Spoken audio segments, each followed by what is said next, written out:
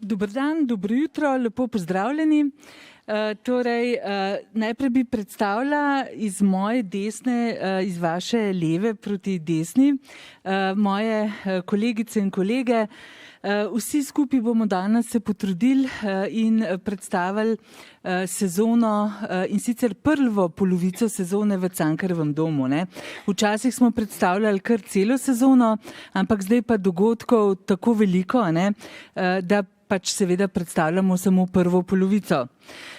In sicer med nami zelo lepo pozdravljam gospo Kim Komljanec, ki je prišla in je danes z nami direktno iz kabineta nove ministrice, dr. Aste Vrečko. Ministrstvo za kulturo je namreč glavni financer umetniškega programa Cankarjevega doma. In potem zelo lepo pozdravljam Aleša Čerina, podžupana Mestne občine Ljubljana, ki je tudi predsednik sveta Cankarjevega doma. Potem pozdravljam lepo Elviro Medved, ki tukaj danes zastopa Krko, našega glavnega pokrovitelja umetniškega programa. Med pokrovitelji pozdravljam tudi Tomaža Žbontarja, ki prihaja z Evroplakata. Drugače pa seveda sem zelo hvaležna za podporo, za javno podporo strani Ministrstva za kulturo in pa seveda za podporo naših pokroviteljev, ki poskrbijo za to, da je naš program veliko boljši, bolj kakovosten, kakor bi bil brez njih. Naši glavni pokrovitelji so Krka, Telekom Slovenije, Petrol, Mercator, Skupina Perspektiva, Triglav, Riko, NLB, Lekarna Ljubljana, Loterija Slovenije, BTC, Union Laško, S-Vita, Življenjska zavarovalnica, ki podpira naš kulturno-vzgojni program, Automatic Service, Moro & Kunst, Don, Energetika Ljubljana, potem pa še medijski Evroplakat, Parada plesa, RTV Slovenija in občasno tudi časopis Delo. Naša sezona, kakor ste videli tlele na programski knjižici, je tukaj en lep pregovor. Zemlje nismo nasledili od svojih prednikov, sposojamo si jo od svojih otrok. To namreč naj bi bil pregovor ameriških domorodcev in prva polovica sezone bo gotovo v znamenju odnosa človeka do narave. Zato bomo tudi prvič v zgodovini Cankarjevega doma pripravili tudi veliko naravoslovno razstavo v vrtincu sprememb, ki jo bomo predstavili čez nekaj trenutkov. Drugače, uvod v to sezono je bil krasen festival, ki se je ravno končal. To je bil festival Zadnja odprava Reinholda Messnerja, na katerem smo se o življenju, o naravi naučili veliko več, kot smo sprva pričakovali. Zdaj pa v naši novi sezoni se bodo zgodile v Cankarjevem domu zelo pomembne reči. Opažamo, da je občinstvo veliko bolj navdušeno nad našimi prireditvami, kot je bilo pred covidom.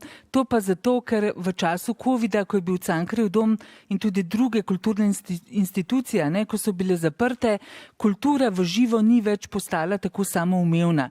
Zato se na naših prireditvah prav občuti, da so ljudje veliko bolj veseli, veliko bolj hvaležni, da jim to oblikovanje skupnosti, ki jo predstavljajo obiskovalci Cankarjevega doma, pomeni celo več, kot je pomenilo pred pandemijo. Velike pridobitve v letu 2023 bodo tudi nova dvorana oziroma 7. okrogli oder v Cankarjevem domu v 5. nadstropju Cankarjevega doma. Zato se zahvaljujemo Ministrstvu za kulturo za to možnost nove investicije. Uporabljati jo bomo začeli nekje okoli kulturnega praznika, to se pravi okoli februarja. Karmen bo več o tem povedala. Prednost pri nastopih v tej novi dvorani bodo pa imeli nevladniki, torej nevladniki in samozaposleni, s katerimi sodelujemo. Vi veste, da Cankarjev dom nima svojega umetniškega ansambla in je zato sodelovanje z nevladnimi organizacijami, slovenskimi in tujimi in samozaposlenimi še toliko bolj intenzivno. Letos bomo z nevladniki skupaj naredili 257 dogodkov v letošnjem koledarskem letu. In trenutno, kar bo tudi Karmen bolj na v detajle povedala, se pa prenavlja še tretji trakt garderob Cankarjevega doma, kar bo pa nam omogočilo v bistvu umetnikom, umetnicam in drugim podpornim službam, da se veliko bolj kakovostno pripravljajo na nastope v Cankarjevem domu. To je pa tudi ena zelo velika pridobitev. Zdaj pa, preden predam kolegam in kolegicam iz Prirodoslovnega muzeja besedo, da nam na kratko predstavijo razstavo, ki je osrednji dogodek recimo prve polovice nove sezone, vas moram opozoriti, da ste prejeli vrečke, v katerih so semena za avtohtone medovite rastline, da se ne bi slučajno mislili, da smo vam kaj drugega v teh vrečkah dali. Zemljo morate prispevati sami. Tele vrečkice, v katerih ste pa ta semena dobili, so pa narejene iz invazivne rastline japonskega dresnika. Tako da, ko boste posadili te rastlince in ko bo neko dišeče cvetje zraslo, ki bo privabljalo čebele in pa vse ostale, se spomnite na Cankarjev dom. No, zdaj pa besedo predajam najprej kolegu, ki je v.d. direktorja Prirodoslovnega muzeja, gospodu Jeršku. Gospod Miha Jeršek nam bo povedal, preden se pač predstavimo našo skupno razstavo, nekaj besed. Izvolite. Hvala lepa. Torej, prav lepo pozdravljeni v imenu Prirodoslovnega muzeja Slovenije. Res sem vesel, da je prišlo do tega projekta in posebej hvaležen generalni direktorici, gospe Uršuli Cetinski, da je podprla to veliko naravoslovno razstavo, ki jo danes prvič predstavljamo javnosti.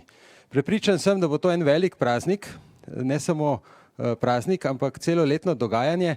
In to je za naravoslovje, ki je tako pomembno za naše življenja, zelo pomembno za vse obiskovalce, za najmlajše kot tudi starejše.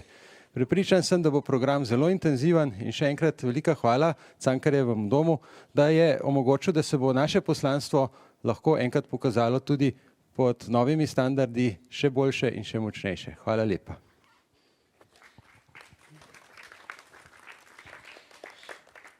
Najlepša hvala, dr. Miha Jeršek, v.d. direktorja Prirodoslovnega muzeja. Zdaj pa predajam besedo strokovnjakoma na področju naravoslovja. To sta dr. Staša Tome in pa dr. Tomi Trilar, da na kratko povesta, kaj bo na tej razstavi, kajti razstavo, ki bo odprta 15. novembra, bomo v prihodnosti še bolj podrobno predstavili, ker gre za res izjemen dogodek v zgodovini Cankarjevega doma. Izvolite. Lepo pozdravljeni tudi v mojem imenu. Zelo sem vesela, da lahko sodelujemo s takim super kolektivom in da bomo pripravili eno perfektno razstavo, ki bo izjemno aktualna, namreč dandanes se soočamo z velikimi okoljskimi izzivi in ta razstava bo govorila tudi o njih. Naslov Vrtincu sprememb govori o tem, da na tem planetu nič ni večno. Tako ni večno naše vesolje, niti naš planet. Ta se je spreminjal skozi svojo geološko zgodovino, prav tako se je spreminjalo življenje in tudi danes smo priča spremembam vsakodnevnim, letnim in najhujše oziroma najbolj pomembno pa je, da se soočamo s spremembami, ki jih povzroča človek. Velik del razstave, jaz pravim temu srce razstave, bo govoril ravno o tem, kako človek spreminja svet in kaj lahko naredimo, da bomo na njem lahko še trajnostno živeli čim dlje. Naši zanamci, naši potomci, kvaliteta njihovega življenja bo odvisna prav od tega, kako bomo ravnali v bodoče. Ob razstavi smo pripravili bogat pedagoški program in tudi sicer program za širšo javnost, namreč razstava ni namenjena samo šolam in vrtcem, ampak širši javnosti in upam, da bo požela velik uspeh.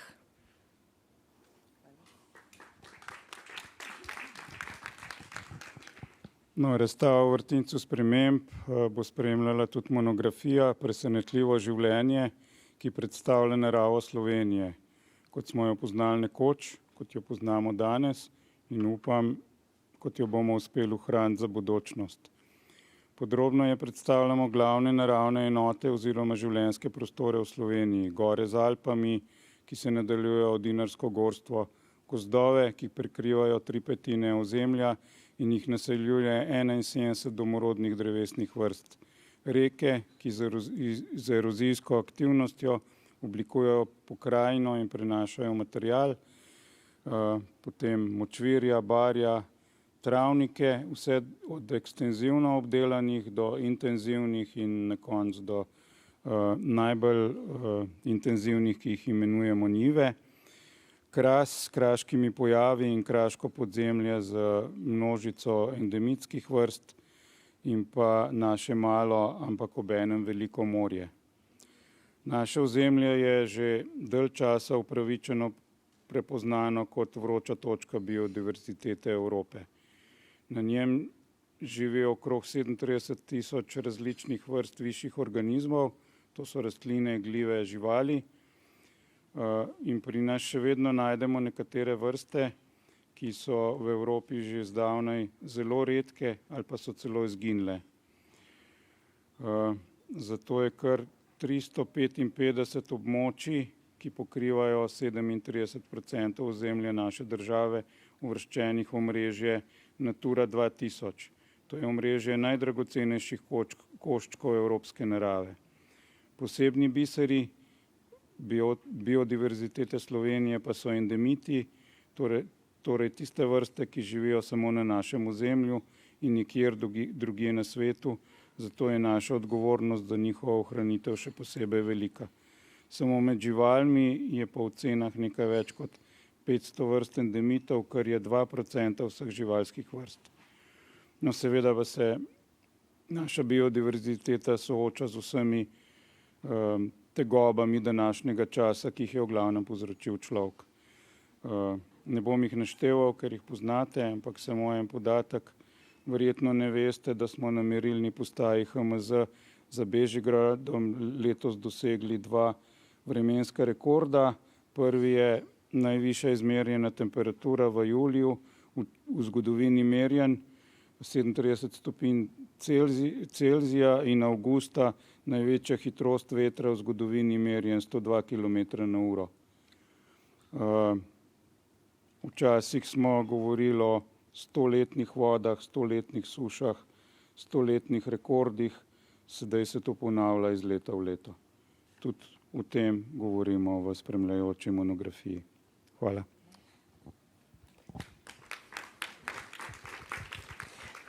Če lahko samo še o razstavi, kar mi je malo ušlo, no. Hotela sem povedati samo še to, da pač to ne bo klasična muzejska razstava, kot si predstavlja večina, oziroma kot si še mnogi predstavljajo, da so muzeji nekaj zaprašenega, ampak bo zelo interaktivna, omogočala bo doživetja, raziskovanje in tudi razmislek o tem, kaj lahko storimo. Skratka, bo zanimiva in vredna obiska. Hvala. Najlepša hvala Prirodoslovnemu muzeju. Zdaj, čez nekaj trenutkov vas bom pa prosila pa res za en, ko bi rekla, gromovit aplavz. Ampak še prej bom pa nekaj naredila. Najprej najavila bom Ingrid Gortan, dolgoletno vodjo programa resne glasbe, opere in baleta. Ingrid je v Cankarjevem domu oblikovala program resne glasbe, opere in baleta 21 let. Med velike dosežke in bisere njenega dela sodita zagotovo zlati in srebrni abonma. Ingrid se je odločila, da bo Cankarjev dom zapustila, zato nam danes svoje programiranje nekako predstavlja zadnjič. Jaz si bom čez nekaj sekund izročila tale lep šopek v bodoče slovo, ampak še preden in potem, ko ga bom izročila, bom pa res prosila za en buren aplavz, pa ne zato, ker bi ploskali, da zapušča Cankarjev dom, ampak za njeno minulo delo, ki je bilo izjemno pomembno za Cankarjev dom, pa tudi za slovensko kulturo nasploh.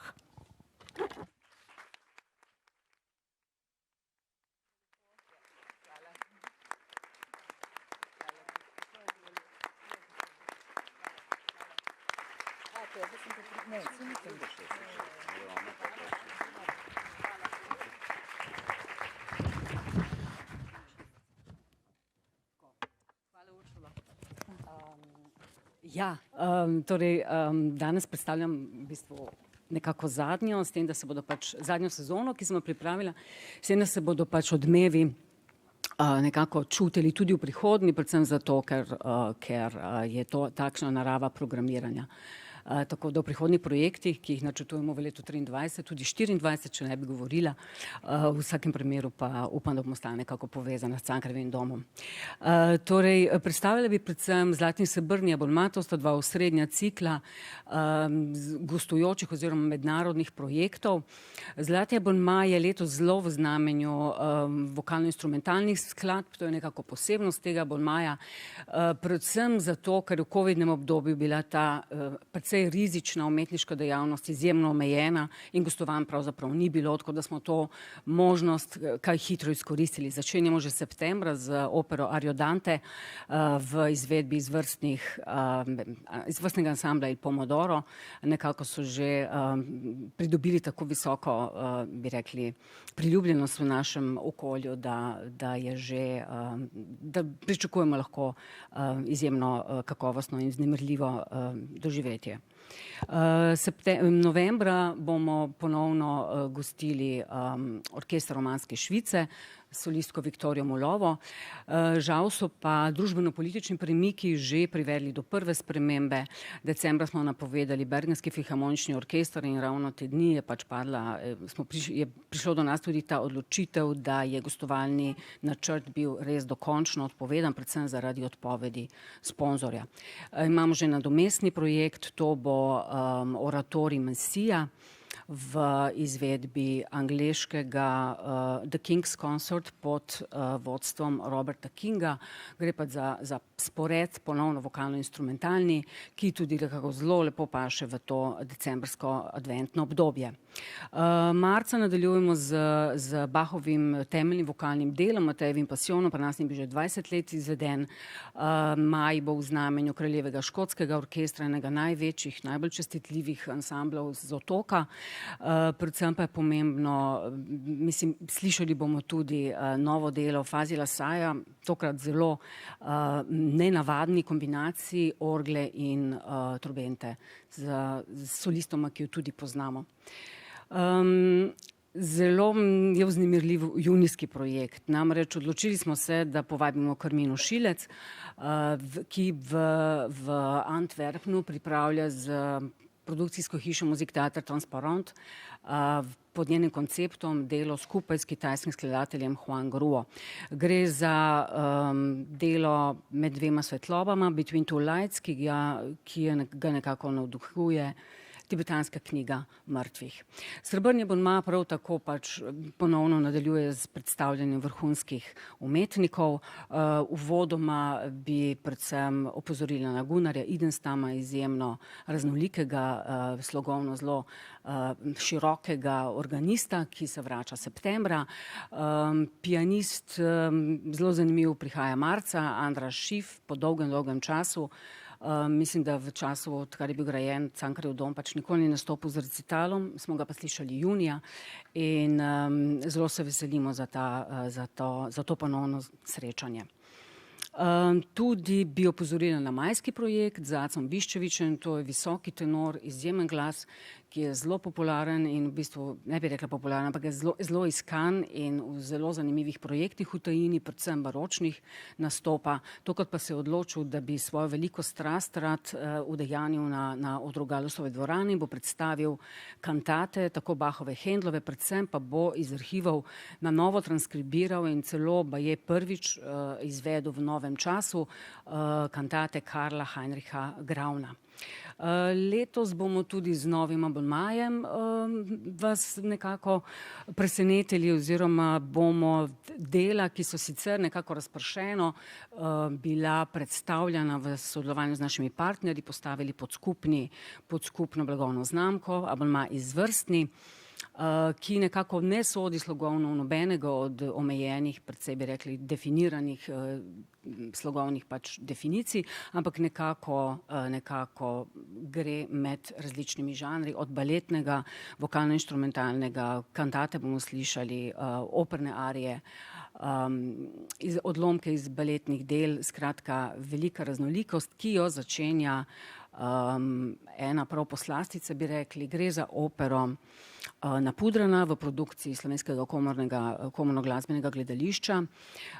To je eno, bi rekli, temeljnih del sodobne opere angleškega skladatelja Thomasa Edisa. Leta 1995 je napisal to delo Powder Her Face in je v bistvu v zadnjih 30 letih bilo izvedeno več kot 350-krat. In zelo me veseli, da bo to nekako regionalno bilo prvič, da smo lahko prvič srečali v živo s tem delom. Delo pripravljamo v koprodukciji z hrvaško operno hišo. Sama tematika je tudi v tem trenutku v Angliji zelo aktualna. Lani je BBC na to temo posnel uspešno televizijsko serijo. In sicer obravnava nekakšen družabni padec vojvodinje Argyll, ki je v precej razupitem ločitvenem postopku. Njen mož jo je pravzaprav nekako tožil za 88 prešuštev. In nekako v tej izpostavljenosti, tej moški krutosti in nepopustljivosti in seveda družbenem in pa političnem pač padcu je našel Thomas Ades dovolj zanimivo tematiko, da je v njej lahko najrazličnejše sloge na zelo sodoben način obravnaval. Premiera bo 3. oktobra. Seveda imamo že prihodnji teden, se zelo veselimo tudi Aleksandra Gadžijeva. Predstaviti smo morali ta recital iz junija, pripravljamo pa ga skupaj z veleposlaništvom Republike Poljske, predvsem pač v imenu tega, da je to veleposlaništvo države, ki je organizator glavni Chopinovega tekmovanja, nosilec teh, bi rekli, avtorskih pravic in pravzaprav je točno to tekmovanje nekako predstavljalo v zadnjem letu zelo veliko temeljno spremembo v karieri našega pianista. Seveda nadaljujejo v naši dvorani abonmaje tudi naši partnerji. Simfonični orkester RTV Slovenija z abonmajem Kromatika ter Slovenska filharmonija s 4 cikli oziroma z 5 cikli v 3 abonmajskih sistemih. Naj omenim tudi 20 koncertov, ki jih oba orkestra pripravljata za Glasbeno mladino Ljubljansko in Glasbeno mladino Slovenije. Naj omenim, da je lani bilo precej pretresljivo, ker smo se zavedali, da pač nekateri otroci da so bili prvič celo na teh matinejah po tej karantenski odsotnosti in je bilo zelo posebno vzdušje. Tako, mislim, da s tem bi zaključila. Torej, najlepša hvala. Januarja je pa treba povedati, da nas pričakuje velika baletna koprodukcija skupaj z SNG Opera in Balet Ljubljana. Bo španski koreograf in pa pomemben plesalec pariške opere Juan Martinez postavil baletno klasiko Giselle, v kateri ne boste videli samo vrhunskih solistov in baletnega ansambla iz Ljubljanske opere in baleta, ampak seveda tudi nekaj izjemnih baletnih plesalcev in plesalk iz tujine. Torej, zdaj vzunič že slišim grmenje, se mi zdi, Ingrid, da bo nebo kar mal zajokalo od sreče nad lepoto tvojega programa, ne? Inga, v bistvu predajam besedo tokrat virtualnemu Bogdanu Benigarju, vodji programa Druge glasbe. Lep pozdrav vsem. Razlog, da nismo skupaj v živo, je moje službeno glasbeno popotovanje po Koreji, kjer se udeležujem 2 glasbenih konferenc in festivalov, Seoul Music Week in Ulsan Jazz Festival, kjer se ne dogovarjamo samo o nastopu korejskih glasbenikov v Sloveniji, ampak tudi možnosti promocije in nastopih slovenskih glasbenikov v Koreji, kajti promocija slovenskih glasbenikov v tujini je tudi ena od programskih strategij Cankarjevega doma. Sicer bosta 11. oktobra nastopili dve glasbenici Koreji v sklopu Cankarjevih torkov, to bo koncert na tradicionalnih korejskih inštrumentih. Cankarjeve torke pa začenjamo že 27. septembra z nastopom slovenske skupine Ekliptik, zvezda Cankarjevih torkov, to jesen pa bo prav gotovo njujorški kitarist, slavni njujorški kitarist Mark Ribot s solo nastopom, predstavil se bo 6. decembra. Sicer vas že to nedeljo vabim na koncert izjemnega islandskega glasbenika in razvpitega pianista Olafurja Arnaldsa, čemer bo sledilo še nekaj koncertov v Galusovi dvorani, predvsem bi opozoril na povratek po več letih hrvaške dive Josipe Lisac, ki bo nastopila 22. oktobra, in pa na premierno predstavitev novega dela, novega albuma slovenskega dua Silence, ki bo na tem koncertu, ki bo 4. novembra nastopil tudi z gosti in plesalci, tako da bo to res enkraten dogodek. V Galusovi dvorani pa se začenja tudi nova serija koncertov v abonmaju Glasbe sveta. 2. oktobra se v Ljubljano vrača najpopularnejša, še živeča in delujoča mehiška glasbenica Laila Downs. To bo res praznik mehiške kulture in vsi vemo, da v Sloveniji imamo to vsi zelo radi in pričakujemo seveda polno dvorano. Po Laili Downs se bo zvrstilo še 5 koncertov v abonmaju Glasbe sveta v različnih dvoranah Cankarjevega doma. V tej sezoni smo predvsem usmerjeni na južne dele planeta, kajti glasbenice in glasbeniki bodo prihajali iz Gvatemale, iz Zelenovrtskih tokov, Kurdistana in iz Alabame, iz Združenih držav Amerike. Vabljeni torej že to nedeljo na koncert Olafurja Arnaldsa in upam, da se vidimo. Eto. To je bil en lep aplavz za Bogdana, sledi Andrej Jaklič, vodja programa Gledališča in sodobnega plesa. Lep pozdrav. Menjamo. Lep pozdrav tudi z moje strani. Bojda slika pove več kot vse besede, tako da bi prosil režijo, da kar spusti uvodni kratek posnetek sezone. The story's told with facts and lies. You own the world, so never mind. Never mind. Never mind. I live the life I left behind. I live it full. I live it wide. Through layers of time you can't divide. My woman's here. To govor je seveda o projektu Dance Me, produkcija, ki je nastala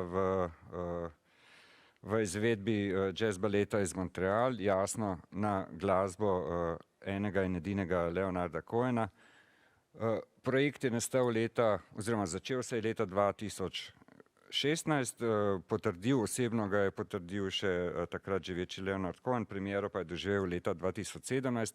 Kar je zanimivo, v bistvu dogovor je bil, da avtorske pravice glasbe, ki je izvajana in zajema nekako njegovo celo ustvarjalno obdobje, je skupina dobila za dobo 5 let, kar pomeni, da nam jih je v bistvu glede na to, da je projekt pri nas gostuje 19. in 20. novembra, ravno smo nekako ujeli to zadnje obdobje, v bistvu zadnjo turnejo skupine z tem programom.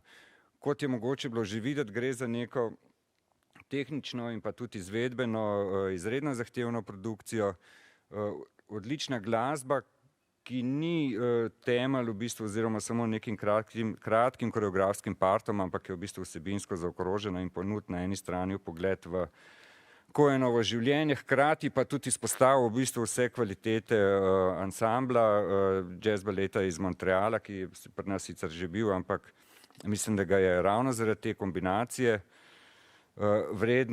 še kako vredno si ogledati še enkrat. En mesec pred, se pravi 16. oktobra, odpiramo serijo Veličastnih 7, in sicer skupino, s katero smo hoteli v bistvu leta 2020 spomladi cikl veličastnih zapret, pa žal zaradi covida ni šlo. Govor je o skupini Faso Dance Theater, skupini, ki prihaja iz Burkine Faso. Takrat smo si želeli pripeljati projekt Kalakuta Republika. Tokrat prihajajo v Ljubljano z zadnjim, z najnovejšim projektom z naslovom Wakat. Gre za skupino, ki kreativno svoje inspirira se ves čas v etniji, v zgodovini, v kulturi v bistvu Burkine Faso in seveda to svojo kulturo meša v bistvu tudi z evropskimi in drugimi kulturami.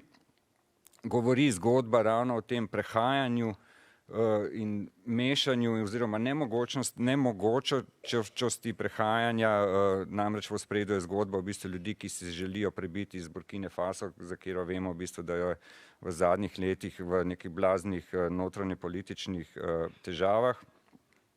Skratka, odpira zgodbo ljudi, ki si nekako poskušajo prebiti v boljše življenje. Kar je zanimivo pri projektu je tudi glasba v živo, trio Malik, gre za v bistvu predstavitev oziroma pri nas še nekako ni bilo to v živo izpostavljeno oziroma predstavljeno z neke vrste burkinofaški blues, moram reči, videl sem seveda predstavo v živo, gre za neko blazno dobro kombinacijo, v bistvu na eni strani te glasbe, na drugi strani pa v bistvu koreografije plesalcev, ki prinašajo v bistvu nek drug gib, drug moment, drugo estetiko, pogled v sodobni ples, kot ga pač ustvarjajo v nekje globoko v Srednji Afriki. Decembra v bistvu gostimo tudi skupino, ki že nekaj časa ni bilo na naših odrih, bila pa je, mislim, da enkrat, če ne celo dvakrat, in sicer družinsko, neke vrste družinsko podjetje oziroma kompanijo Need Company. Gre tudi na nek način za poravnavo dolga iz te sezone, v bistvu covidne. Že takrat smo jih napovedovali s projektom All the Good oziroma Vse dobro. Uspelo nam jih je pripeljati zdaj. Moram povedati, da skupina, ne glede na to, da je nastala že davnega, pravzaprav leta 86, še vedno blazno agilna, vsako leto ustvarja nove produkcije, gostuje po največjih v bistvu plesnih gledaliških festivalih, tako da smo zelo veseli v bistvu, da jo imamo, da nam jo je uspel pripeljati v bistvu tudi v Ljubljano. Gre pa za nek hibridni žanrski križanc od sodobnega plesa, glasbe, gledaliških elementov z blazno bogato in učinkovito vizualno zelo močno scenografijo in seveda tudi glasbo v živo. Glasba je v bistvu neke vrste rdeča nit oziroma se vzpostavlja tudi kar se tiče v bistvu zadnjega letošnjega projekta, v bistvu veličastnih, in sicer v sodelovanju z mariborskim ansamblom, tako v bistvu pevskim kot igralskim delom, nastaja musical Tesla, seveda naslov pove pravzaprav vse. Gre pa za produkcijo zelo zahtevno, zelo veliko, glasba bo izvajana jasno v živo. Libreto je napisal Nejc Gazvoda, nastaja pod režijskim vodjem zdajšnjega umetniškega vodje Aleksandra Popovskega. Glasbo pa je napisal Slavko Avsenik mlajši. Skratka, neka kombinacija, ki do zdaj zaenkrat še ni bila nikoli ni ustvarjala v bistvu nobenega projekta v taki zasedbi. Gre za projekt, ki bo seveda v Galusovi dvorani. V glavni vlogi bo nastopal Klemens Lakonja. Kar se tiče veličastnih oziroma tega programa, je v tem letošnjem letu to zaenkrat. To nikakor ne moramo iti mimo v bistvu oziroma elementarni del programa gledališkega in sodobno plesnega je tudi sodelovanje z neodvisnimi ustvarjalci. Kle bi mogel, definitivno je treba izpostaviti v bistvu novembrski cikel Matije Ferlina, hrvaškega koreografa, plesalca, performerja. Ta cikel v bistvu, ki prinaša tri njegove uprizoritve, ki nekako v nekem loku zaobjemajo njegov opus, ki traja zdaj že dobrih 15 let. Cikel bo tudi teoretsko osmišljen, postavljena pa bo tudi neka začasna instalacija tako v veliki sprejemni dvorani kot spodaj v prvem preddverju. Izredno ponosni smo tudi v bistvu na projekt zgodovinjenja sodobnega slovenskega plesa, projekta, ki je letos bo v bistvu gre za prvo izdajo, imamo pa ga namen peljati v nekem daljšem ciklu, tako kronološkem kot v bistvu izvedbenem. Lotevata pa se ga Maša Kagao-Knez in pa Urška Brodnik. Še eno stvar pripravljamo, in sicer v sodelovanju s Simono Semenič, slovensko mogoče največjo dramatičarko ta trenutek, in Ivanom Peterneljem. Gre za v bistvu izvedbo monodrame, ki nastaja v njuni produkciji oziroma v sodelovanju Cankarjevega doma in društva Augustus. Še v bistvu mogoče samo še gostovanje Zagrebškega gledališča mladih. Prihajajo v bistvu po lanski zelo uspešnem gostovanju, prihajajo ponovno s projektom, ki ga režiral Pavlo Mageli, Jaz sem tista, ki nisem. Gre za delo, ki ga je napisal Mario Matešič. Problematizira pa v bistvu še kako živo temo v bistvu danes, sicer razmerje načenja v bistvu vlogo ženske v današnji družbi, kakšna naj bi bila, kakšne so zagate in kako pravzaprav vzpostaviti neko ravnovesje, ki bi peljalo k nekemu normalnemu razmerju. Samo še ena stvar, novoletni program je bil običajno posvečen enemu gostovanju enega projekta iz tujine. Letos je v bistvu malo drugače. Zasnova je taka, da namesto enega gostimo v bistvu 3 žanrsko zelo različne projekte. Vsi so v Galusovi dvorani, o tem pa v bistvu več tudi decembra. Hvala. Hvala lepa, torej nobenega dvoma več, Hvala, Andrej. Nobenega dvoma več, ki bomo 15. novembra tukaj v isti dvorani na otvoritvi velike prirodoslovne razstave in pa za Silvestrovo na izredno bogatem in tako raznolikem, kot še nikoli doslej, raznovrstnem glasbenem in gledališkem programu, torej 31. decembra. Sledi Barbara Rogelj, dolgoletna vodja humanističnega in kulturno-vzgojnega programa, ki vsako leto pripravi toliko prireditev, da bi rabili en teden, da bi poslušali, kaj vse je pripravlja do novega leta. Danes bo predstavlja le delček svojega programa, ima tudi posebnega gosta, doktorja Mladena Dolarja. Vsekakor pa Barbari Rogelj iskrene čestitke za izjemen festival Zadnja odprava Reinholda Messnerja. Dober dan, želim, kot je povedala generalna direktorica, smo enega od vrhuncev programa, ki ga ustvarjam, že doživeli minuli vikend, ko nas je obiskal velikan svetovnega alpinizma Reinhold Messner. Konec decembra pa pričakujemo nesporno osrednji dogodek humanističnega programa, to je mednarodna filozofska konferenca z naslovom Gospodar, do katere bi moralo priti že pred približno 2 letoma. Takrat sva si to zamislila z doktorjem Mladenom Dolarjem. V čast in veselje mi je, da ga danes gostimo med nami in mu tudi predajam besedo, da predstavi ta projekt, ki se je medil kar nekaj časa. Hvala. Kot je rekla že Barbara, pred 2 letoma smo bili v bistvu že popolnoma dogovorjeni za ta projekt. Moral bi se dogoditi decembra leta 2020 in že marca smo morali odpovedati, in kot so mi rekli kolegi iz tujine, je bilo to ena prvih odpovedi, bolj daljnoročnih odpovedi, ki so pokazale na vso resnost, ki se takrat nismo zavedali cele covidne situacije. Zdaj 2 leti kasneje poskušamo nadoknaditi zamujeno, ampak v teh 2 letih se je nabralo tudi veliko materijala za razmislek o naslovni temi tega kolokvija, konference, namreč na temo gospodstva in gospodarja. Zdaj, vprašanje gospodstva je toliko staro, kot je staro človeštvo. Zakaj so eni ljudje dobili neomajno oblast nad drugimi, drugi so se bili pripravljeni podrejati, nikoli samo zaradi nasilja, vedno z nekim pristankom. Skratka, refleksije o tem sežejo tako daleč, kot seže naša zgodovina. Zdaj, to zgodovino vendarle preči neka velika ločnica moderne. V predmodernih časih se je status gospodarja utemeljeval na transcendenci, na poreklu, nasledstvu, na neki naravni privilegiranosti, skratka na nekem naravnem redu, od Božjega garantiranem naravnem redu, ki je odlikoval določene ljudi, da so bili predisponirani za tako vlogo. Od moderne naprej pa vsakdo, ki si hoče pridobiti avtoriteto, si jo naj pridobi na podlagi vednosti, sposobnosti, kompetenc, ekspertize, na podlagi uporabe uma, argumentov, razvoja znanosti. Tako bi moralo biti. Skratka, zareza moderne pomeni na določen način smrt gospodarja. Smrt tega predmodernega gospodarja, odslej ne veljajo samo še realne kompetence in vednost.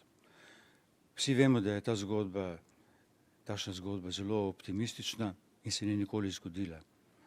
Kljub tej smrti gospodar je preživel svojo smrt, vrnil se je v še bolj zavratnih oblikah v času moderne, v oblikah novih totalitarizmov, autoritarizmov. 20. stoletje je prineslo nove figure gospodarja, strašnejše v bistvu od tistih predmodernih gospodarjev. Skratka, kljub modernemu prelomu, kljub razsvetljenstvu se je figura gospodarja reproducirala.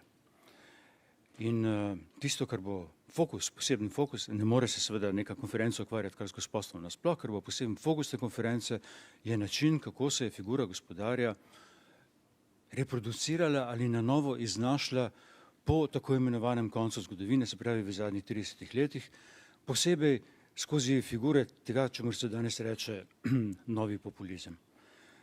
A so te figure novih populistov, te nove figure gospodarjev nadaljevanje prejšnjih, nove preobleke ali predstavljajo nekaj novega, dejansko prinašajo nekaj novega. Nekaj novega, kar prinašajo na prvi pogled, je to, da na določen način delujejo kot karikature gospodarjev v mnogih oblikah.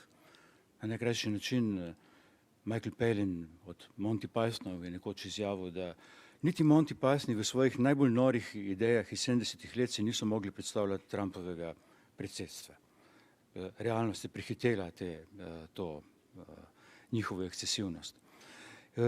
Ti novi gospodarji pogosto nastopajo kot figure obscenosti ali figure neke obscenosti, ki se kaže naravnost. Včasih se je reklo, cesar je gol, treba je pogledati, snet, videti skozi to tančico, ki prikriva oblast. Zdaj je tako, da pogosto cesar sam reče, gledajte, jaz sem gol. Pa to ne uniči gospodstva, ampak ga še mu daje še večjo moč. In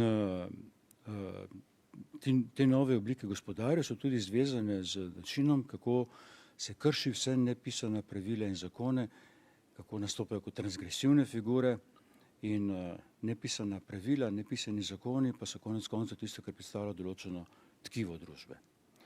In še nadaljni moment, te nove figure gospodstva so zvezane z tem, kar je nastalo v zadnjih 15 letih, se pravi z družbenimi mediji, ki predstavljajo nek popolnoma nov fenomen, privatne platforme, na katerih se je začelo odigravati javno življenje in kjer čedalje bolj se kršijo, odpadajo te razlike med privatnim in javnim, med preverjenim in nepreverjenim, med relevantnim in irelevantnim, med spodobnim in nespodobnim.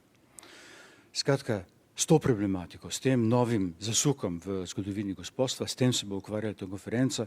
Konferenca bo trajala 3 dni, vsak dan je 6 govorcev, 18 govorcev vse skupaj, nekatera velika imena iz tujine, nekateri predstavniki starejše generacije, kot Erik Sentner, pa Andrew Cole, pa Slavoj Žižek, ne nazadnje, pa tudi jaz, pa tja do predstavnikov mladih teoretikov, mlade teoretske generacije, tako v Sloveniji kot mednarodno. Mislim, da bo dogodek, ki bo kar obeležil ta trenutek.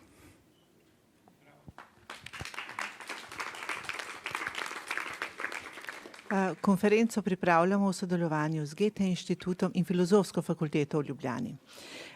Hvala lepa, dr. Dolar. Skupaj bova za novo sezono pripravila tudi projekt Glasba kot odpor, ki bo zanimiv tako za filozofe kot muzikologe in laično javnost. V Ljubljano, v Cankarjev dom, je dr. Dolar že pred časom povabil vodilna ameriška muzikologa Seta Brodskega in dr. Marto Feldman, oba s Čikaške univerze, ki bosta večer v Cankarjevem domu posvetila fenomenu popularne glasbe. Sicer pa naš humanistični program v glavnem nastaja v navezavi z drugimi umetniškimi programi, ki jih reflektira.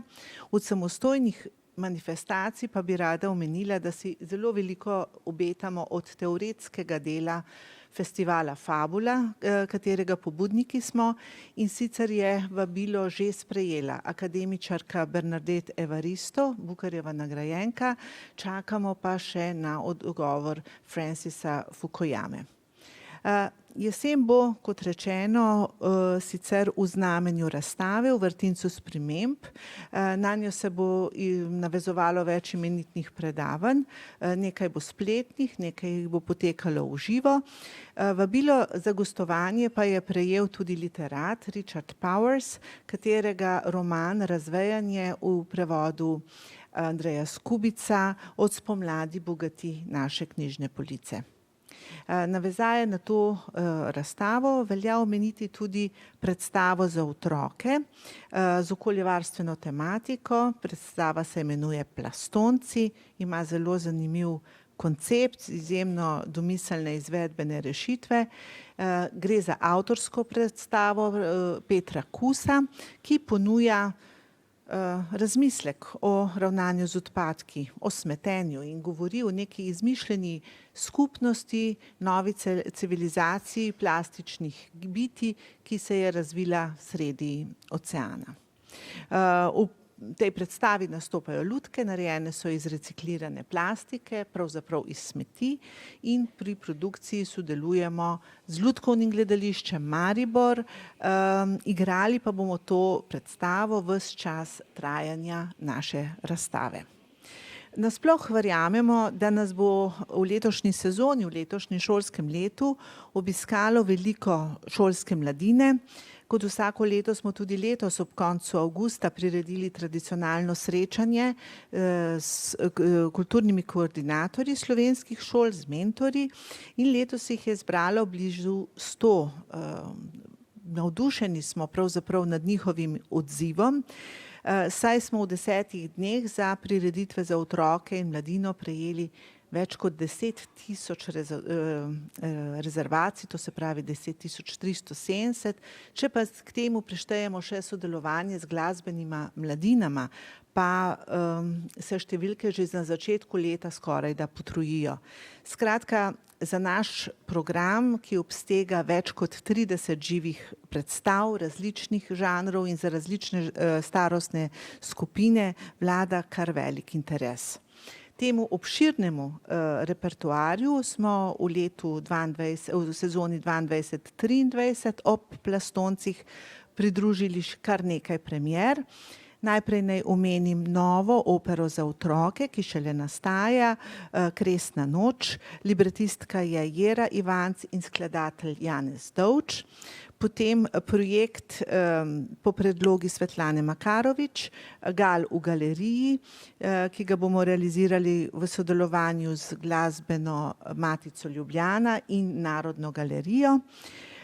Potem mladinsko predstavo Bajke in povesti o Gorjancih ter prav posebej projekt glasbeno-literarni kabaret Moja vojna harmonika, ki ga pripravlja izvrstna ekipa, pesnik Aleš Štegar, glasbenik Jurij Tori, režiser Jernej Lorenci ter avtor videa Jan Cvitkovič. Podrobnejše opise vsega tega naštetega imate v tej imenitni programski publikaciji. Hvala.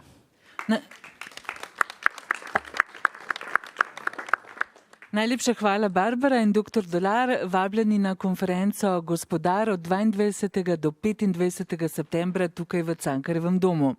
Seveda pa z nami ni in ga verjetno pogrešate Simona Popka, programskega vodjo filmskega programa Cankarjevega doma, tudi programskega vodjo Lifa, ki je, mislim, da na festivalu v Benetkah, ampak se oglaša po videu. Osrednji jesenski filmski dogodek bo kot vedno Mednarodni filmski festival LIF meseca novembra. Kot običajno pripravljamo številne nosilne teme. Letos bo država v fokusu Kosovo z izborom sodobnih filmov, ki so jih večinoma ustvarjale avtorice, režiserke. Ob izidu avtobiografije Rajka Krliča, velikega hrvaškega cineasta, bomo pripravili retrospektivo njegovega opusa in pa hkrati obenem tudi Praške šole, ki je Rajko Grlić v 70-ih letih pripadal. Skratka, bo šlo za en širši pogled tedanjega jugoslovanskega filma. Tretji veliki dogodek v teh retrospektivnih sekcijah pa bo ob 100-letnici rojstva retrospektiva madžarskega velikana Mikloša Janča. Sicer pa sezono 7. oktobra odpiramo z stalnim sodelovanjem s Slovenskim filmskim centrom. Pod oznako Naši filmi doma bo svečano premiero doživel novi film Vinčija Volk Anželvarja. Po babici gre na jug, je sedaj po 30 letih posnel, ne bi rekel nadaljevanje, temveč nekako sestrski film oziroma bratovski film Dedek gre na jug, znova z zvezdniško zasedbo. Mislim, da bo to ena uspešna filmska zgodba tudi v kinematografih. V sklopu obsežne prirodoslovne razstave z naslovom V vrtincu sprememb bomo tudi filmsko pospremili to dogajanje. V bistvu bo to uvod v ta jesenski cikel. Že sredi oktobra pripravljamo izbor 4 ali 5 filmov na temo velikih sprememb v naravi. Vemo, da nastopila je doba antropocena. Skratka, in tako da mislim, da bo šlo za en izbor filmov, ki bo zelo plastično govoril o tej problematiki. Konec decembra, v božičnem času, pa nas čaka znova sodelovanje s Slovensko kinoteko. Po lanskoletni izjemno uspešni predstavitvi filma Erotikon z Torino smo se odločili, da znova obnovimo sodelovanje, torej ne samo s kinoteko, ampak tudi s skladateljem in pianistom Andrejem Goričarjem, ki bo znova napisal novo partituro velike njene klasike Nosferatu, ki letos praznuje 100-letnico od nastanka. Tako da mislim, da se nam obeta še en velik in močan filmsko-glasbeni dogodek. Torej, kratek aplavz za Simona, ki ga pošiljamo v Benetke. Naslednja zadeva je nekoliko bolj komplicirana. Razstavni program v Cankarjevem domu vodi kustosinja Katarina Hergovt, ki pa je našo letošnjo sezono v vrtincu sprememb vzela zelo dobesedno in je doživela veliko življenjsko spremembo, postala je mama. Zato se je od nas za kratek čas poslovila in jo trenutno nadomešča Katja Ogrin, ki se strani Cankarjevega doma intenzivno ukvarja seveda z pripravo velike naravoslovne razstave z naše strani. Katja, nam boš pa še kaj zaupala okoli razstavnega programa. Ja, tako je, hvala. In lepo pozdravljeni tudi z moje strani. O v bistvu zvezdi našega in glavnem poudarku razstavnega programa, ki ga je že snovala Katarina, kot je omenila gospod generalna direktorica, ki je tudi sama padla v ta vrtinec sprememb.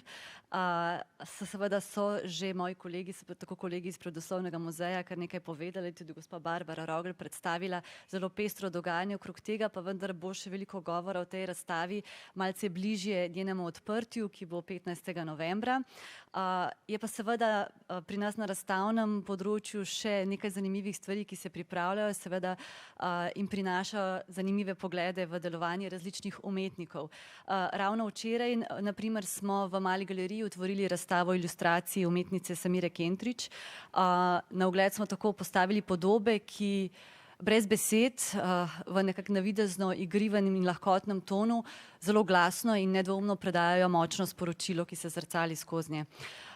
Te podobe so nastale za različne naročnike, naslov razstave je Zgodbe z naslovnic, a vse po vrsti so seveda prežete z spretnostjo umetnice prepletati politični diskurs z intimno sfero vsakdanjega življenja. Kot je umetnica Samira sama včeraj pojasnila, so seveda te podobe nastale za naročnika, za točno določene publikacije, pa vendar je iskala nek balans med seveda to svojo močno sporočilno govorico in seveda tem, kar je pričakoval naročnik in seveda to, da bi naročniku bilo delo na koncu seveda tudi všeč.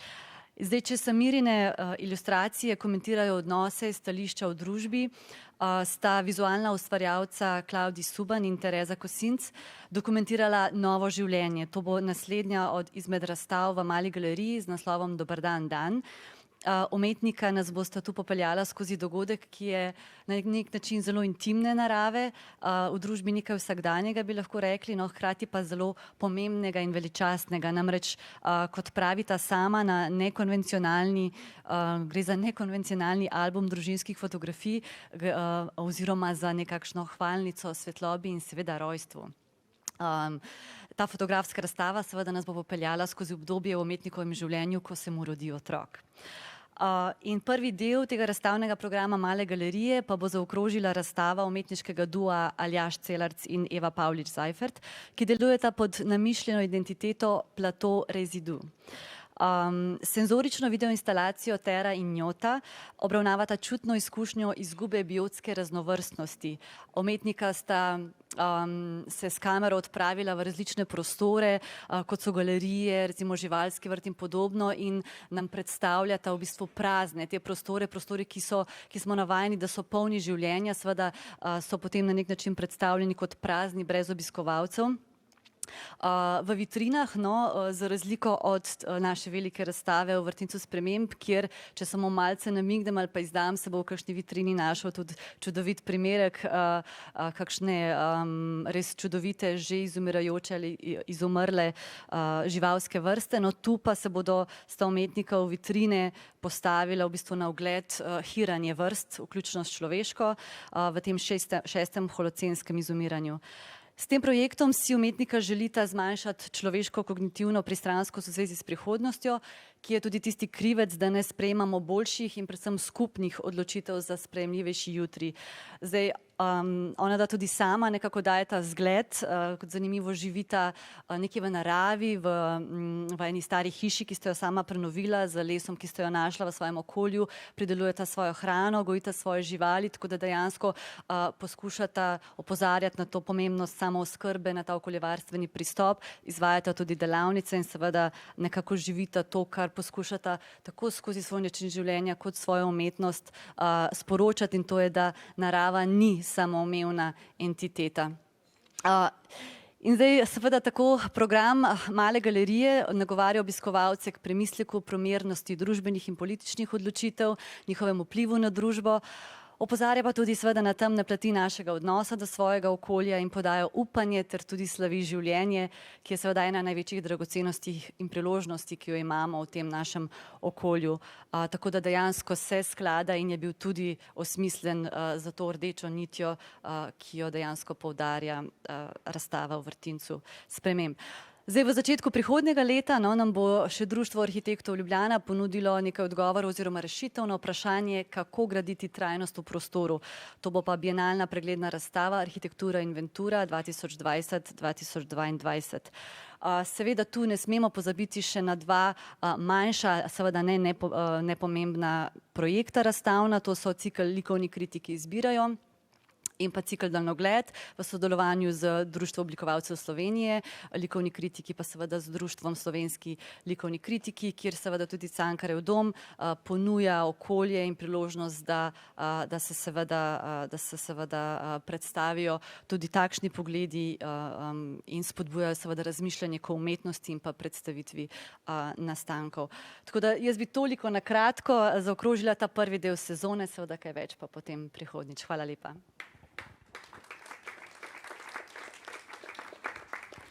Hvala, Katja Ogrin. Verjetno vsi poznamo pregovor, ne vem, če je slovenski ali pa preveden od koga drugega, da ženske podpirajo 3 vogale pri hiši. No, to za Cankarjev dom zagotovo ne drži, ker v Cankarjevem domu ženske podpiramo 4 vogale pri hiši. Smo namreč generalna direktorica in pa še 3 direktorice sektorjev. Med njimi sta magistra Breda Pečovnik, direktorica kongresno-komercialnega programa in Karmen Klučar, direktorica tehničnega sektorja.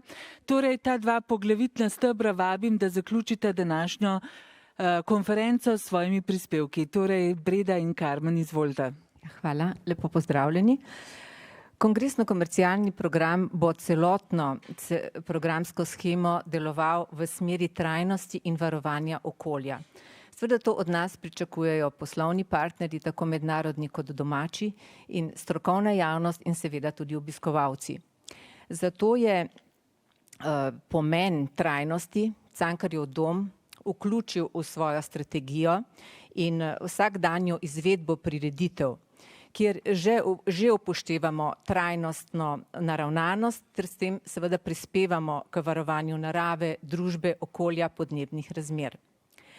V strategiji trajnostnega razvoja Mednarodnega združenja za profesionalne kongresne organizatorje JAPKO, katerega član je tudi Cankarjev dom, smo se v letu 2018 zavezali k izpolnjevanju dela strategije v 17 trajnostnih ciljih, ki so seveda povzeti po OZN, Organizaciji Združenih narodov, in med njimi naj omenim samo nekatere.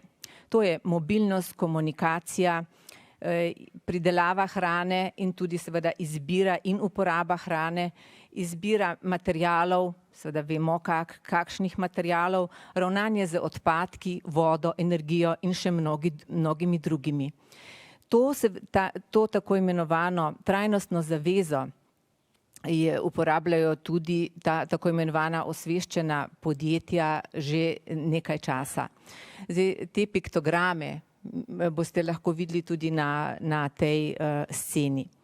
Mi pa smo se zavezali, da bomo do leta 2024 v Cankarjevem domu izkoreninili uporabo nerazgradljive plastike in jo nadomestili seveda z okolju prijaznimi materiali. Zdaj, omenila bom leto 2024, čeprav program nekako predstavljamo do novega leta.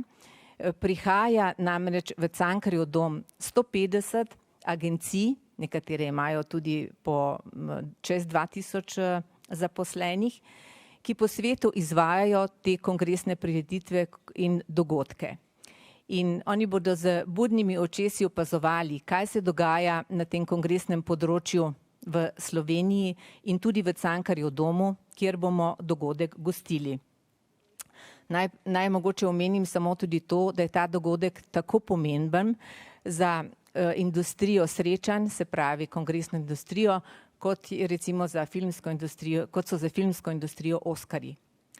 Zdaj, gostili bomo v tem obdobju nekaj kongresov, ki so povezani z trajnostnim pristopom, in te bom tudi omenila. To je konferenca Mednarodnega združenja za baterije. Konferenca predstavlja najnovejša dognanja z področja baterij, akumulatorjev in drugih medijev ter shranjevanje te energije in njihovo implementacijo v industrijo ter drugo rabo. Ta druga konferenca, ki bo konferenca o napredku v rastlinski virologiji, kjer bodo pod drobnogledom rastlinski virusi, ki povzročajo globalne in regionalne gospodarske in družbene izgube in so odgovorni za uničujoče bolezni rastlin. Osrednja tema konference bodo prenosi, prilagajanja in patologija rastlinskih virusov pod vplivi današnjih seveda podnebja in okoljskih sprememb. Trenutno pa v Cankarjevem domu poteka konferenca Evropskega združenja za družinsko terapijo, ki ozavešča družbo o pomembnosti družinske terapije ter opozarja na te težave, s katerimi se ljudje soočamo v odnosih z bližnjimi osebami in tudi v družbenem okolju. Nekaj predavanj bo potekalo tudi na Univerzi Sigmunda Freuda, podružnica Ljubljana seveda, in to je kongres, oziroma konferenca, ki je v tem delu leta največja. Zdaj tukaj je okoli 1000 udeležencev. Res je, da jih mogoče zdaj tukaj ne vidite, ampak če bi včeraj prišli tukaj, bi videli, da je mrgolelo vseh teh izmenjav mnenj in mreženj. Zdaj v povezavi s to konferenco pa naslednjo nedeljo, 18. septembra, bo sicer v organizaciji Fondacije Novak Djokovic bo Cankarjev dom gostil svetovno strokovnjakinjo za starševstvo, klinično psihologinjo ter avtorico najbolj prodajanih uspešnic New York Timesa, dr. Shafali Tsabari, ki bo predstavila koncept zavestnega starševstva. Seveda nek nov pristop, ki ga je ona tudi napisala v različnih knjigah in govori o temu, da je potrebno vzgajati starše. Otrokom pa je potrebno pustiti, da se identificirajo, kot oni nekako želijo. Tako da če kdo recimo ima pomisleke glede vzgoje otrok na nek sodoben način, v nedeljo 18. septembra. Zdaj predavanje bo seveda vodila direktorica te fondacije, in sicer Jelena Djokovic. Po predavanju pa bo dr. Cabarijeva tudi odgovarjala na vprašanja iz občinstva. Zdaj v tem programskem delu leta bomo gostili koncerte za glasbo Abbe, Pink Floydov, gospela, Queenov. Tukaj bodo tudi Avseniki, tukaj bodo prifarski muzikantje, Peter Bence, Jan Plestenjak, Klemens Lakonja in še mnogi drugi. Seveda to so vsi tisti umetniki, ki pri nas na kongresnem komercialnem programu najamejo storitve in dvorane. Vse pa boste lahko zasledili v programski publikaciji in na spletu Cankarjevega doma. Naj zaključim z rekom. Ravnajte z drugimi tako, kot bi si želeli, da oni ravnajo z vami. Ravnajmo tako tudi z naravo in okoljem, da jo lahko prepustimo našim rodovom. Hvala.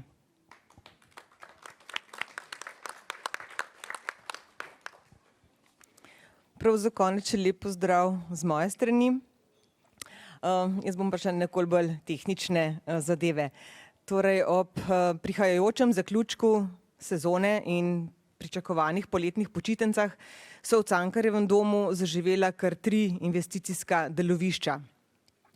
Tako smo v Linhartovi dvorani smo v svetilkah delovne in splošne razsvetljave zamenjali vsa svetilna telesa, ker je bilo že z evropsko direktivo v letu 2018 je bila ukinjena oziroma onemogočena prodaja sijalk na žarilno nitko, ki je predstavljala večino osvetljave v naših dvoranah. Tako smo pač vse prejšnje sijalke zamenjali z sijalkami z LED tehnologijo. V LED tehnologiji zamenjali smo tudi vse električne inštalacije in pa krmilje. Na drugem delovišču smo začeli in lahko danes rečem že v bistvu končali s prenovo preostalega še ne preurejenega dela dvonamenskih prostorov oziroma garderob za izvajalce. Torej za letošnje leto nam je ostalo še tam nekje približno 300 kvadratnih metrov. Enako kot v prejšnji prenovi smo to tukaj praktično porušili nekako vse, zgradili na novo, tako da je prenova obsegala gradbeno-obrtniška dela, se pravi izvedbo strojnih in pa elektroinštalacij. V te prostore smo nekako opremili z sodobno oblikovanim pohištvom izdelanim po meri, predvsem slovenskih seveda proizvajalcev. Vodilo nekako pri tej prenovi je bilo, da omogočimo čim višjo stopnjo kakovosti bivanja in pa seveda funkcionalnosti za naše nastopajoče, hkrati seveda pa ne pozabimo pač na elemente in pa ohranimo ta pridih naše bogate kulturne zapuščine. Kot zadnja izmed investicijskih prenov pa je izgradnja 5. nadstropja oziroma nadzidka nad upravnim delom Cankarjevega doma, ki se nahaja v 5. nadstropju. Torej gre nekako za najbolj kompleksno in zahtevno, tako v finančnem, terminskem, kot seveda tudi v izvedbenem smislu. Torej ta še ne izgrajen prostor nekako zajema 400 kvadratnih metrov, gre za enovit in popolnoma odprt prostor, ki se na zahodni strani odpira proti Rožniku in Ljubljanskemu barju. Ta prostor v bistvu je bil po različnih idejah prenov, nekako smo iskali pravo namenskost, pravo uporabnost in izoblikovala se je pač končna ideja. Ta prostor postane klub evropske literature. Pravzaprav se pa ta idejna zasnova od začetka do končne podobe notranjosti v resnici ni veliko spreminjala. Tako so v bistvu stenske in stropne obloge so iz lesenih vlaken. Talna obloga je iz 60% reciklirane surovine. Vsa razsvetljava, se pravi tako splošna, kakor scenska, je v LED tehnologiji. Skratka, sledili smo vsem smernicam zelenega javnega naročanja, seveda pa smo upoštevali tudi vse nasvete in priporočila Zavoda za varstvo kulturne dediščine. Do današnjega dne, seveda, ker je investicija še v intenzivnem teku, smo uspeli ugraditi elektroinštalacije, večino leteh strojne inštalacije, ulili smo estrihe po celotni površini prostora, ugradili smo elemente za vgradnjo sanitarne keramike in pa dogovarjamo se še o zadnjih tehničnih podrobnostih in pa tehnoloških izvedbah, ki bodo ta prostor pripeljali do neke želene, končne podobe in uporabnosti. Kot zanimivost na koncu omenim še, da so stoli namenjeni obiskovalcem, bodo okolje nekako obvarovali za 4200 pollitrskih plastenk in za 126 kilogramov ogljikovega dioksida. Toliko v tem smislu trajnosti in varstva okolja. Hvala lepa. Najlepša hvala. Torej, to je bila predstavitev prve polovice nove sezone. Zahvaljujem se vsem kolegicam in kolegom, ki ste jo predstavili skupaj z mano. Drugače pa upam, da drugo polovico, ko bomo novo knjižico natisnili, da bomo lahko že predstavili v tej novi dvorani, ki jo predstavlja Karmen. Delovno smo naslovili to dvorano Klub evropske literature, ker pa bo v njej doma, tako kot po vseh drugih dvoranah, vse oblike umetnosti, je to samo delovni naslov in jo bomo poimenovali po eni izmed pomembnih osebnosti za slovensko kulturo, ki pa še ne vemo, kakšno to ime bo, ampak ga bomo izbrali skupaj s programskim svetom in pa svetom Cankarjevega doma. Srčno pa upam, da bo ta nova dvorana poimenovana po eni izmed žensk, ki so tukaj v poimenovanju dvoran Cankarjevega doma v manjšini. Hvala, da ste bili z nami, hvala, da spremljate program, hvala, da pišete o njem, govorite o njem, hvala, da ga obiskujete, hvala, da ste prišli danes in seveda hvala tudi tistim, ki nas spremljate po Facebooku. Zdaj pa, če je morda kakšno vprašanje. Ta nadzidek je nad mojo pisarno, v kateri si že bila, ne? To je pravzaprav prazen prostor. To je prazen prostor, v katerem še nikoli niste bili, zaradi tega, ker nikoli ni imel uporabnostnega dovoljenja, zaradi tega, ker v bistvu so bile to samo stene pa okna. To bo tudi edina dvorana v Cankarjevem domu, kjer bo dnevna svetloba, zaradi velikih oken. Druge dvorane je nimajo, in bo to izjemno primerno tudi recimo za dopoldanski program in pa za kulturno vzgojo, za tisto tisto, kar delamo skupaj z otroci, z osnovnošolci in srednješolci, z najstniki in tako naprej. Te dvorane še nihče ne pozna, tako da boste februarja prihodnje leto prvič stopili vanjo. Ta dvorana pravzaprav preden je začela ta prenova, ki jo z naše strani vodi Karmen Ključar, je bila čisto ogoljena. To so bile samo stene in pa okna, brez instalacij, brez tal in brez vsega. Ne? Zdaj jo že nekaj časa prenavljamo in pridobiva popolnoma novo in drugačno podobo. To bo tudi edina dvorana, ki je v Cankarjevem domu ni zasnoval arhitekturno Edvard Travnikar, ne? Ker je dodana in ker je nova. Bo pa imela okrogu oder. S časoma, ko bomo pridobili še nekaj več denarja, bomo vanjo postavili tudi eno prevajalsko kabino, tako da bomo lahko v njej recimo gostili pogovore z nekimi gosti iz tujine. Ne? To bo popolnoma nova pridobitev.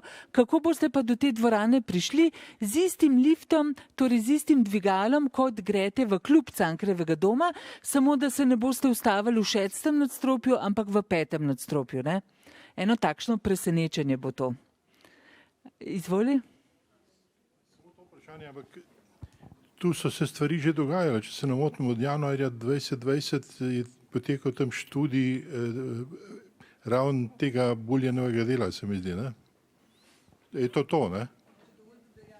Govorim, v bistvu smo ta prostor uporabljali za bralne, pa tudi delno za neke kasnejše vaje, predvsem v naših koprodukcijah z ljubljansko dramo pa z mestnim gledališčem. Tako da 2020 je bila tam, začel se že Arturo Uj, no, v bistvu z Edvardom Millerjem in od takrat naprej smo v bistvu ta prostor uporabljali prvenstveno za bralne vaje, potem kasneje pa tudi za prostorske, dokler nismo prišli recimo na oder Galusove dvorane.